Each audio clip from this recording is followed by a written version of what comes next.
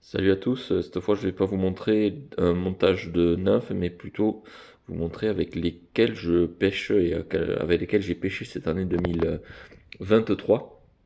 Alors vous allez voir, il y a bien sûr plusieurs tailles et plusieurs coloris. La règle en général, moi ce que j'utilise c'est là, ce que vous voyez là, c'est-à-dire un poids un peu important en début de saison Javi, puis bille de 4, bille de 3 et juste un peu de cerclage de plomb. Là, il y a des évolutions en termes de taille d'hameçon, c'est-à-dire que là, il y a des hameçons de 12, des hameçons de 14 et des hameçons de 16, avec des billes ou des javis, javis et billes de 4, billes de 3, billes de 2,5. Ça, c'est donc pour les noirs là que j'utilise très régulièrement en fait, parce que ça imite une mouche classique qui aurait pu tomber n'importe quel temps de la saison. Juste à côté, là vous avez des perdigones qui sont vertes avec un cerclage de tencel vert et un ventre un peu rouge mais pas réactif aux UV. Voilà, je sais pas si on le voit un peu, mais c'est un peu rougeâtre là. Voilà, sur la vidéo. Ensuite, il y a les bleus comme ça. Euh, alors pareil, hein, elles sont déclinées généralement en queue en deux tailles. Ça, dans les rivières que je pêche qui sont plutôt larges, en dessous de 3 c'est compliqué de pêcher de 8 si vous voulez, mais voilà, 3 j'ai pas vu beaucoup de différence entre une de 8 et une de 3 honnêtement. Et donc je pêche avec des billets de 4, des billets de 3 en or, argent et cuivre. Argent principalement le matin, et puis on passe au cuivre l'après-midi s'il y a du soleil, sinon on reste en argent. Et l'or, c'est une autre variation qui est entre voilà, des fois c'est ça qui marche. Là, vous voyez des classiques, hein, cul rouge.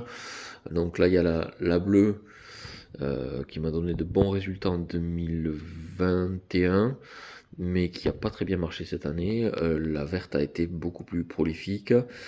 La queue rouge m'a permis de prendre la plus grosse truite des eaux que j'ai pêchées, c'est-à-dire une truite de plus de 50. Celle-là, queue rouge, a fait des ponts avec un tincelle cuivré et des reflets un peu verdâtre orange. Et un queue rouge fluorescent a donné de bons résultats cette année. La One de Fario Mentos que je fais en plusieurs tailles et plusieurs variations de couleur de billet. Vous avez vu, il y a de la bille, cuivre, argent, or avec donc plusieurs tailles et plusieurs formes d'hameçons. La or avec des hameçons droits a donné le plus de résultats. Même là c'est un billet de 4 mais je l'ai aussi un billet de 3 et ça marche très bien.